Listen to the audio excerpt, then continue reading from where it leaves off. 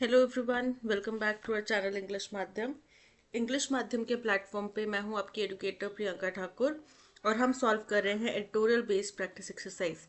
Start करते हैं आज का session with thought of the day, that is what ever makes you uncomfortable is your biggest opportunity for growth. देखो, एक बात बहुत सीधी सी और बहुत सिंपल सी है कि अपने कंफर्ट जोन में बैठ के, अपने कंफर्ट जोन में रह के आप कभी भी तरक्की नहीं कर सकते। ठीक है, आप जब अपने कंफर्ट जोन से बाहर निकलेंगे तभी आपको सफलता हासिल होगी, तभी आप आगे बढ़ पाएंगे। इसी बात को ध्यान में रखते हुए ये स्टेटमेंट है कि जो भी चीज़ आपके अनकंफर्टेबल करती है वही चीज़ आपको ग्रोथ के लिए, सफल होने के लिए एक बड़ी संभावनाएं पैदा भी करती है, संभावनाएं भी देती है। ठीक है, इसी बात को ध्यान में रखते हुए हम स्टार्ट करते हैं reading comprehension and practice exercise for SSC CGL 2025। The national education policy NEP. ठीक है, लेज मतलब किसी चीज को बिछाना, तैयार करना। स्ट्रेस ऑन, ले स्ट्रेस ऑन मतलब जोर देना। ऑन इंटरैक्टिव टीचिंग, इंटरैक्टिव मतलब एक दूसरे के साथ में डिस्कस करके। ये नहीं कि मैंने आपको इंफॉर्मेशन दे दी और आपने बस आपको वो रट्टा मारना है, नहीं। इसमें इंटरैक्टिव टीचिंग होनी चाहिए, learning instead of rote memorization. Rote memorization होता है रट्टा मारना। तो इंटरैक्टिव टीचिंग होनी चाहिए, इंटरैक्टिव लर्निंग होनी चाहिए बजाय कि रोट मेमोराइजेशन के, so that the knowledge acquired in the classroom can be applied to real life situation। ताकि जो भी नॉलेज हम क्लासरूम में एक्वायर करते हैं उसको हम रियल लाइफ सिचुएशन में यूज कर सकें। पाइथागोरस थ्योरम का आप लोग कहाँ इस्तेमाल करते हैं अपने लाइफ में? कहीं यूज करते हैं? ओम्स लॉ का आपने कहाँ यूज किया अपनी लाइफ में, प्रैक्टिकल दुनिया में? जो लोग इंजीनियर्स नहीं हैं उनके अलावा, बीए, कॉमर्स, इन बैकग्राउंड से आने वाले बच्चों से पूछ रही हूँ मैं, कहीं यूज करते हैं? नहीं करते। The focus is suppose to be on preparing the students to face the world. तो सारा का सारा फोकस किस चीज के ऊपर होना चाहिए कि बच्चों को हम दुनिया को फेस करने के लिए, दुनिया के साथ में मुकाबला करने के लिए, उनके सामने जाने के लिए, वो भी कॉन्फिडेंस के साथ में उनको तैयार किया जाए। हाउ मच प्रोग्रेस, कितनी प्रोग्रेस हैज बीन मेड, की गई है ऑन दिस फ्रंट, इस पहलू पे, इन रीसेंट ईयर्स, को पिछले कुछ सालों। ये सवाल है। A study co-authored by Nobel laureates Abhijit Banerjee. एक स्टडी जिसमें कि नोबेल ल्यूरेट क्या होते हैं? जो जिनको नोबेल प्राइज विनर है, जो इस फील्ड के बहुत ज्यादा जानकार हैं, जो कि कौन है? Abhijit Banerjee and Esther Duflo. इन दोनों की स्टडी है। Shows that being good at mathematics on the go, ये दर्शाते हैं कि मान लो कि आपको मैथमेटिक्स बड़े अच्छे से आती है, as witnessed in Indian kids working in the market place में काम करने वाले, जैसे कि जो बाजार में बच्चे काम करते हैं, ठीक है, उनके अंदर जैसा कि देखा गया है, does not often translate into classroom arithmetic.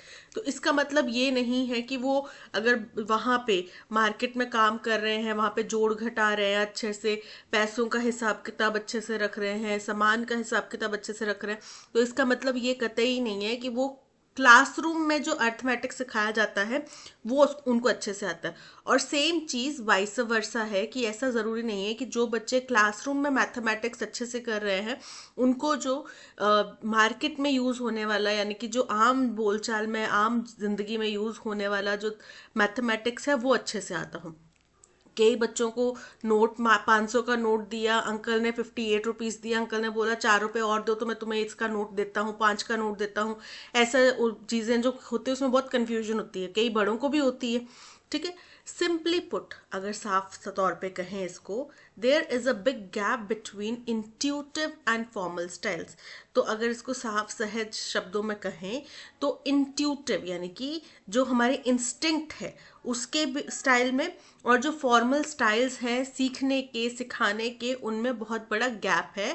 That needs to be bridged by fine tuning the curriculum, जिसको कि कम करने की जरूरत है। वो जो गैप है, जो कमियां हैं, उनको दुरुस्त करने की, उनको कम करने की जरूरत है। कैसे? फाइन ट्यून करके, फाइन ट्यून करके मतलब एडजस्टमेंट करके, कुछ सुधार करके, किसमें? करिकुलम में। Mastering mathematics is a challenge. Mastering मतलब इसमें एकदम पकड़ हासिल कर लेना, एकदम इसमें विद्वान बन जाना मैथमेटिक्स में, ये एक चैलेंज है फॉर स्कूल चिल्ड्रन, स्कूल जाने वाले बच्चों के लिए, from low income backgrounds world wide. दुनिया भर में जो लो इनकम बैकग्राउंड्स के बच्चे हैं उनके लिए मैथमेटिक्स मास्टर करना एक चैलेंज है। And India is no exception, और इस रेस में इंडिया भी पीछे नहीं है, इंडिया भी यही इसी में है, उसको कोई अलग चीज नहीं है। Poverty and deprivation force millions of families across the country to make their kids, बोल रहे हैं पावर्टी गरीबी और डिप्रिवेशन, डिप्रिवेशन मतलब किसी चीज से डिप्राइव रखना, वंचित रखना, अभाव होना किसी चीज का। तो ये क्या करता है, कई मिलियन फैमिलीज को, देश भर में कई मिलियन फैमिलीज को क्या करता है, country to make their kids mostly those who have never been to school do odd jobs। तो ये उन बच्चों को क्या करता है, odd jobs करने पे मजबूर करता है। odd jobs मतलब कुछ भी छोटे मोटे काम करना, ठीक है, खास तौर पे वो बच्चे जो कभी स्कूल नहीं गए, such as working as street vendors, जैसे कि वो रेडी लगा के या सड़क के किनारे कुछ चीजें लगा के वो उनको बेचते हैं। According to the study, study के अनुसार such children can do complex calculations in seconds. तो स्टडी के अनुसार ऐसे जो बच्चे हैं वो बहुत जटिल से जटिल कैलकुलेशन भी सेकेंड्स में कर लेते हैं, एंड दैट टू अनएडेड, और उसके लिए उनको किसी कैलकुलेटर की सहायता नहीं है चाहिए। But find it hard to deal with simpler abstract maths taught in school. लेकिन जो सिंपल से सिंपल मैथ्स उनको स्कूल में पढ़ाई जाएगी, उनको वो क्वेश्चन करने में डिफिकल्टी होती है। They school going peers excel at academic maths, और वहीं इन्हीं बच्चों के जो स्कूल जाने वाले सहयोगी या समकक्ष वाले इनके लेवल के जो बच्चे जो स्कूल जा रहे हैं उनको एकेडमिक मैथ्स बहुत अच्छे से आता है, लेकिन वो real world but fail at basic real world calculation, उनको बेसिक रियल वर्ल्ड कैलकुलेशंस नहीं आती।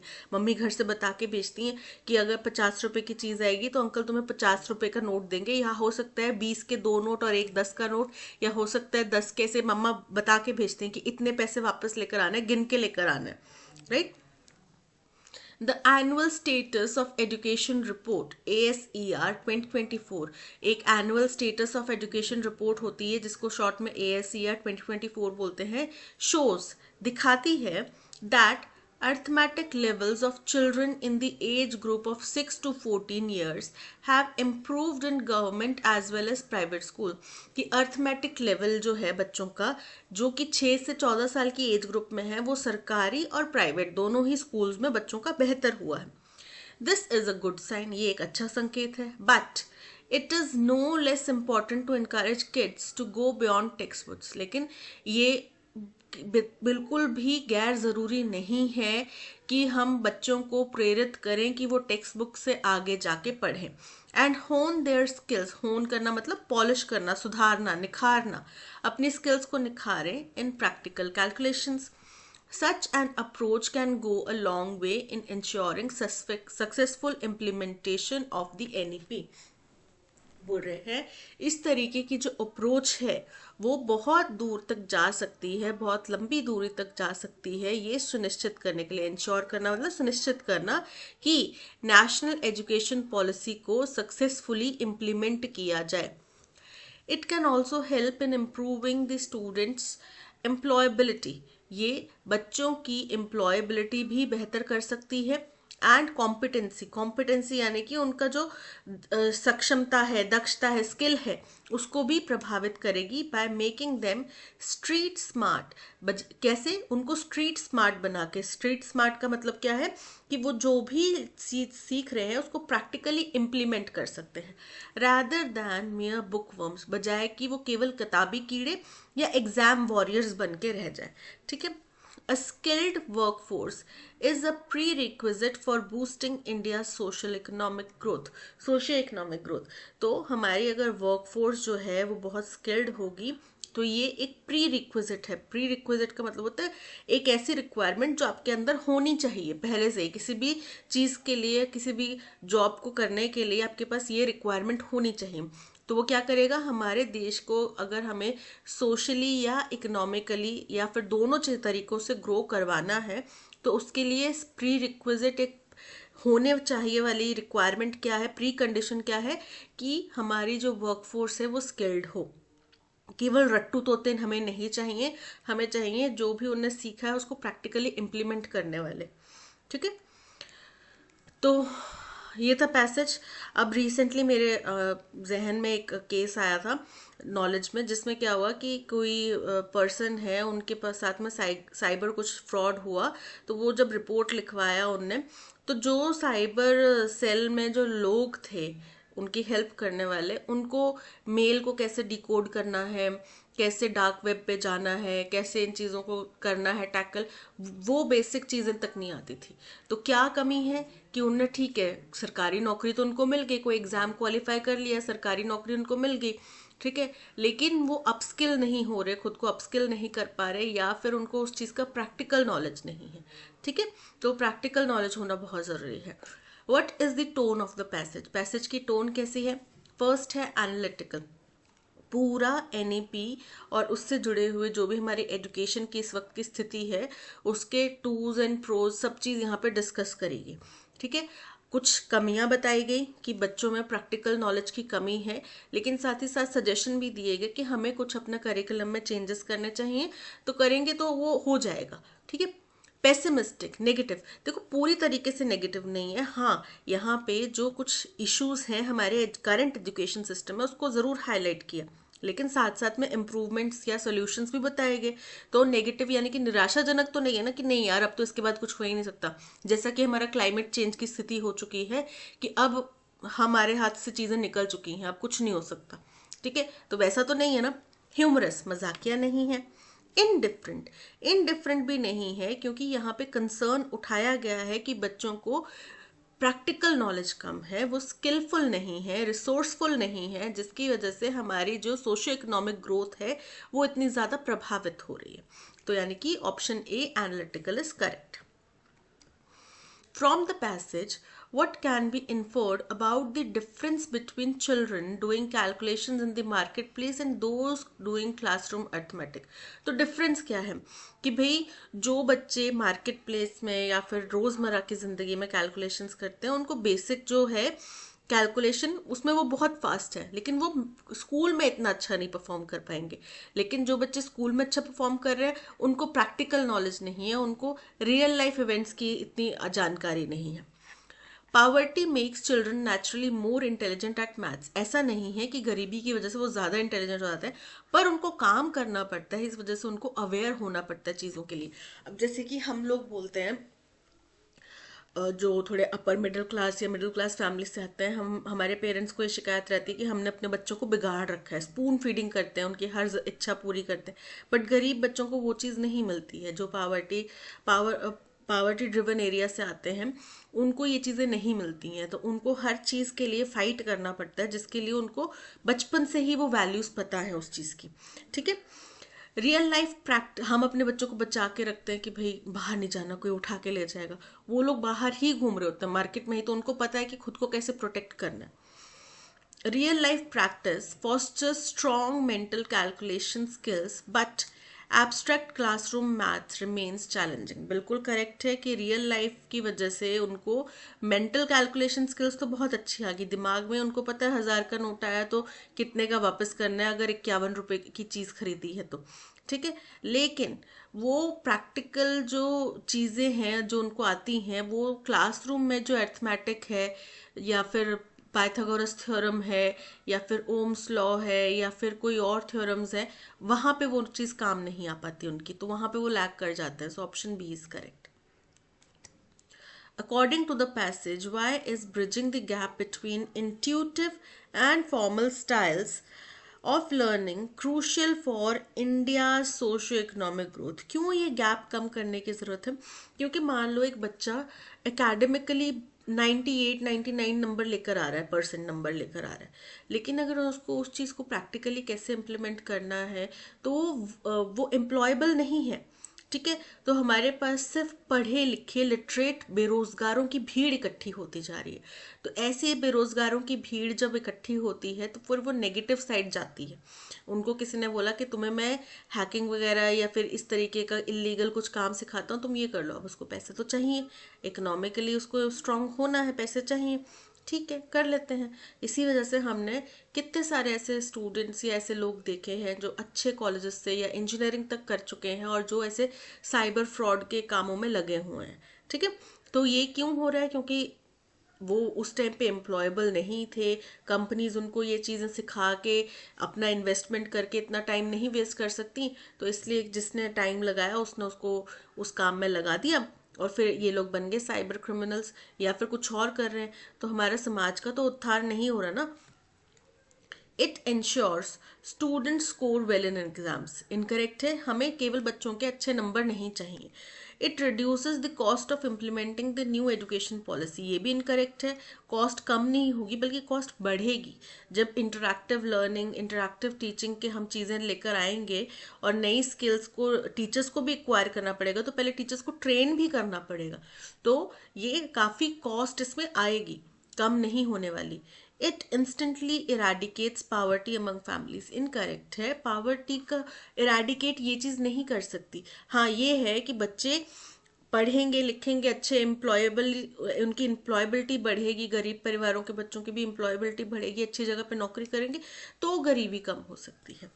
तो डायरेक्टली और इंस्टेंटली नहीं होगा, लंबा प्रोसेस है, टाइम लेगा। It helps develop a skilled workforce that can handle both practical and academic challenges, बिल्कुल करेक्ट है, ऑप्शन डी इज करेक्ट। ऐसी स्किल्ड वर्कफोर्स को तैयार करेगा जो कि प्रैक्टिकल साथ ही साथ एकेडमिक चैलेंजेस भी वो हैंडल कर सकते हैं। What is the antonym of the word deprivation? Deprivation का मतलब होता है किसी चीज का अभाव, कमी।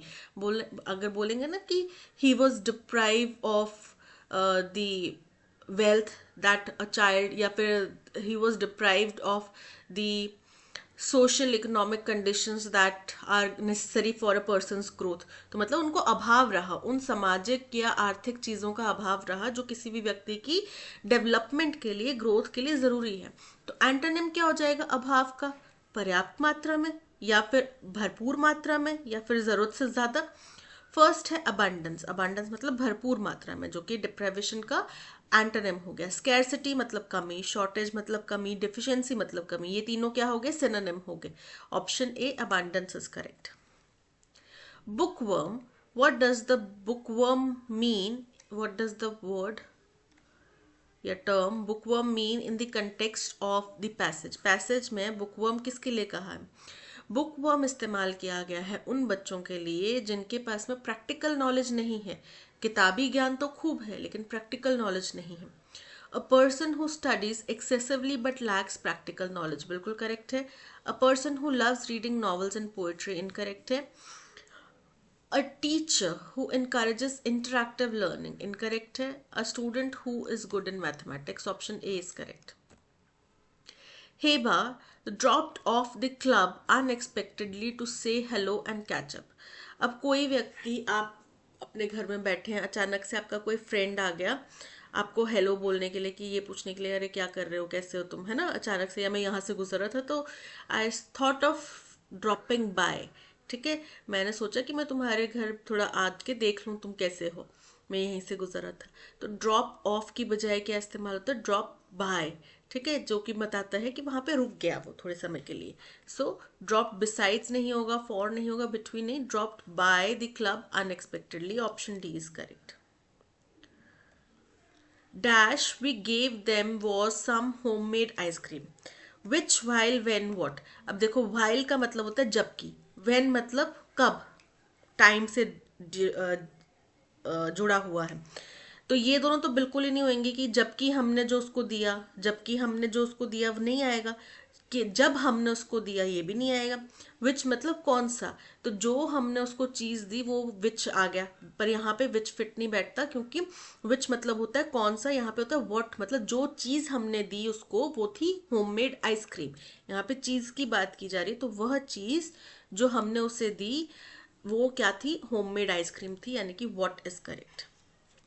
Her austere lifestyle reflected her minimalist approach to living. austere का सिनोनिम बताना है। austere का मतलब होता है एकदम सादगी से भरा हुआ, सिंपल। ठीक है। हैप्पी, हैप्पी मतलब खुश। somber मतलब सादा एकदम। luxurious बहुत ही आलिशान। और गिडी, गिडी का मतलब होता है अस्थिर, तो यहाँ पे sombre option B is the correct synonym for austere. हमें स्पेलिंग एरर बताने हैं। Women and children were often employed in the textile industry during the first century of industrialization। तो सेंचुरी मतलब होता है 100 सालों का समय, ठीक है, 100 years, 100 सालों का समय। तो उसको बोलते हैं CENTURY, ना कि TUARY, CENTURI। Option C is correct. In his pursuit of excellence, he forgot to take care of his health। Pursuit का मतलब क्या होता है? परस्यूट का मतलब होता है किसी चीज के पीछे भागना, किसी लक्ष्य को प्राप्त करने के लिए उसके पीछे भागना, उसकी तलाश करना। तो परस्यूट, एक्सीलेंस हासिल करने की परस्यूट में, परस्यूट की स्पेलिंग इनकरेक्ट है, PURSUIT, परस्यूट, ठीक है, PURSUIT, option A is correct. The rising interest in and concern about, rising interest in animal welfare and concern about animal welfare resulted in legislative laws and the formation of the animal dash committee in many nations। animal customs, customs क्या होते हैं? जो रीति रिवाज हैं। तो जानवरों के कोई रीति रिवाज थोड़ी होते हैं। कंसिडर्स, कंसिडर्स का मतलब होता है विचार करना, तो एनिमल कंसिडर्स कमिटी, एनिमल के विचार करने की कमेटी नहीं। एनिमल्स एथिक्स कमेटी, एथिक्स क्या होता है? नैतिकता, कि क्या सही है क्या गलत है, सिद्धांत क्या है। तो animal ethics committee, option C is correct. Resistance मतलब विरोध, अवरोध, तो यहाँ पे रेजिस्टेंस भी नहीं आएगा, option C ethics is correct. Antonym बताना है मीन का। मीन का मतलब क्या होता है? क्रूर, दुष्ट, या फिर किसी किसी के प्रति ज्यादा रूड कह सकते हैं, ठीक है। You seem to be mean to your seniors, तुम अपने सीनियर्स के प्रति काफी मीन हो, काफी क्रूअल हो, अनकाइंड हो। तो मीन का एंटोनिम क्या हो जाएगा? फर्स्ट है एपथेटिक, मतलब क्या हुआ? उदासीन, तो उदासीन तो नहीं होगा। रूड, रूड मतलब इसका सिनोनिम हो जाएगा असभ्य या अभद्र। सिंपथेटिक, सिंपथेटिक का मतलब हुआ सहनशील या फिर दयालु। और मॉडेस्ट, मॉडेस्ट मतलब विनम्र। तो यहाँ पे option C sympathetic is correct. Although our new boss knew he was wrong, he was too obstinate to accept that. हालांकि हमारे नए बॉस को पता था कि वो गलत है, पर वो बहुत ज्यादा ऑब्स्टिनेट था उसको एक्सेप्ट करने के लिए। तो क्या हो गया ऑब्स्टिनेट का मतलब? कि मुझे पता है मैं गलत हूँ, लेकिन मेरा ईगो इतना ज्यादा है, मैं उस चीज को एक्सेप्ट नहीं कर सकती कि मैं गलत हूँ। तो क्या हो गया? जिद्दी, हठी या स्टबन। तो इसका एंटोनिम क्या हो जाएगा? फर्स्ट है फ्लेक्सिबल, फ्लेक्सिबल मतलब लचीला, लचीला, तो उसमें कोई जिद नहीं है, ठीक है मैं गलत हूँ, आई एक्सेप्टेड, मैं गलत हूँ, मैं सॉरी बोलता हूँ, आप मुझे बताओ, सिखाओ। एडेमेंट, एडेमेंट का मतलब भी होता है अडिग। कॉम्पिटेंट, कॉम्पिटेंट का मतलब होता है सक्षम, किसी चीज की एबिलिटी होना। और फियरलेस, फियरलेस मतलब निडर। तो यहाँ पे option A flexible is correct. The explorer discovered a hidden cave deep in the heart of jungle। Incorrectly spelled word बताना है। एक्सप्लोरर करेक्ट है, डिस्कवर्ड करेक्ट है, हिडन इनकरेक्ट है। ट्रिपल डी कभी भी नहीं आता, ठीक है, डबल अल्फाबेट्स आ सकते हैं, ट्रिपल तो नहीं आता। तो हिडन की स्पेलिंग इनकरेक्ट है, HIDDEN, ठीक है, hidden, option C is correct. Sam and Tina had wondering what to do this weekend. अब हैड जो है वो आता है आपका पास्ट पार्टिसिपल फॉर्म में, ठीक है, और वॉन्डरिंग आता है प्रेजेंट पार्टिसिपल फॉर्म में। दोनों एक साथ कैसे आ सकते हैं? नहीं आ सकते ना। तो अगर तो हम लेते हैं सैम एंड टीना, अगले हफ्ते क्या करना है उसके बारे में सोचा ना उनने, तो हैड वॉन्डर्ड, ठीक है, ना कि wondering, wondered what to do this weekend. तो हैड वॉन्डरिंग में एरर है। The sky is covering with dark clouds and I hope it will begin to rain। I hope soon it will begin to rain। तो जो sky है वो खुद तो कोई एक्शन नहीं ले रही, स्काई खुद से कोई एक्शन थोड़ी ले रही है, उसको बादलों ने ढक दिया। तो sky is covered with clouds, is covering with नहीं, is covered with clouds. with dark clouds and I hope it will begin to rain soon. ठीक है, बी में एरर है. The committee has careful considered. Consider जो है ये हमारा verb है. अब सावधानी से कंसिडर किया गया, तो सावधानी से कंसिडर किया, ये क्या हुआ, वर्ब की क्वालिटी बता रहा है कि कंसिडर तो किया गया लेकिन बड़ी ही सावधानी से कंसिडर किया गया, यानी कि इसका जो इफेक्ट है वो कंसिडरेशन के ऊपर पड़ रहा है. ठीक है, कंसिडर के ऊपर पड़ रहा है, तो ये क्या हो गया, वर्ब की क्वालिटी बता रहा है, एडवर्ब, यानी कि यहाँ पे एडवर्ब होना चाहिए, पर केयरफुल तो एडजेक्टिव है, तो क्या होएगा, carefully. Carefully considered the report which you sent us and has decided to take action. Option B is correct. Procrastination. Procrastination का मतलब होता है चीज़ों को टालना, आलस करना. एंटोनिम क्या हो गया, तत्पर होना किसी चीज़ के लिए. फर्स्ट है ईगरनेस. ईगरनेस मतलब उत्साह, तत्परता.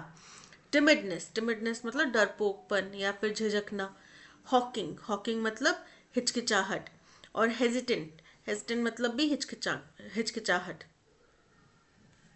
तो यहाँ पे option A eagerness is correct.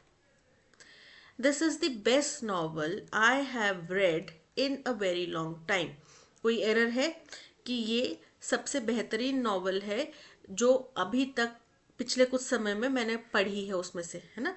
तो यानी कि कोई एरर नहीं है इसमें, no error. Option D is correct. He was studying in the dimmer light. Dimmer जो है वो dim का comparative form है. Comparison किसके साथ कर रहे हैं, than है कहीं पे, किसी के साथ में नहीं. Dimmest जो है इसका superlative डिग्री है. अगेन यहाँ पे किससे बता रहे हैं, किसी चीज से बता नहीं रहे कि superlative में है, तो dim light में सिंपल आएगा. He was studying in the dim light. कम रोशनी में पढ़ रहा था. Option B is correct. Language is a powerful device. Language भाषा एक बहुत ही पावरफुल डिवाइस है that dash communication and interaction between individuals. जो सुगम बनाता है या जो प्रेरित करता है कम्युनिकेशन, बातचीत को, इंटरेक्शन को लोगों के बीच में. It serves as a crucial tool for expressing thoughts. ये एक बहुत ही महत्वपूर्ण औजार है, जरिया है अपने विचारों को, इमोशंस को और आइडियाज को एक्सप्रेस करने का, व्यक्त करने का. Dash richness of language. भाषा कितनी रिच है, रिच है मतलब कि उसकी शैली कितनी समृद्ध है. Can be observed in various form. ये अलग अलग तरीके से देखा जा सकता है, including spoken and written interaction. जैसा कि बातचीत में और लिखित में वो कैसी है. People employ language to convey their intentions, share knowledge and build relationship. People employ language to convey their intentions. लोग जो हैं भाषा का इस्तेमाल करते हैं अपनी मंशा, अपना नॉलेज और रिश्ते बनाने के लिए.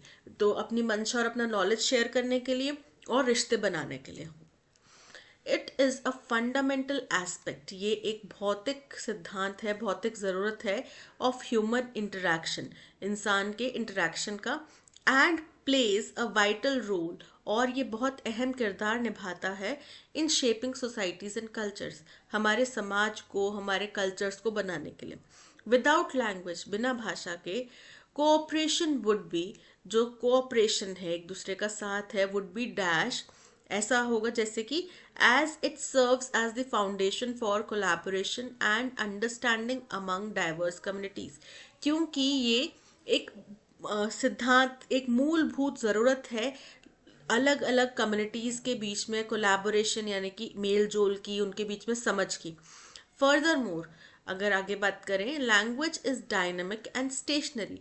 लैंग्वेज डायनेमिक होती है और स्टेशनरी होती है, मतलब स्थिर होती है, चेंज होने वाली होती है. Evolving over time to adapt to changing environment. जो कि समय के साथ में चेंज होती रहती है ताकि वो समय के अनुसार अपने आप को अडेप्ट कर सके, चेंज कर सके.